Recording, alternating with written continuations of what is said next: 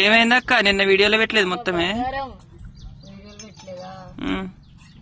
నాకే బాగాలేదన్నమాట అందుకే పెట్టలేదు ఇంట్లో అందరూ అదే బాధతో ఉన్నారు అనుకోకుండా అయితే ఇగో అక్కకైతే పక్క సైడ్ కి గడ్డ వచ్చింది కొంచెం పైకి పెట్టి చెయ్యి నీకేడుంది ఆడబెట్టు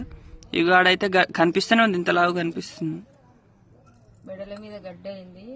ఇది అనుకోకుండా వచ్చింది అనమాట సడన్ గా ఈ రోజుకి 3 రోజులు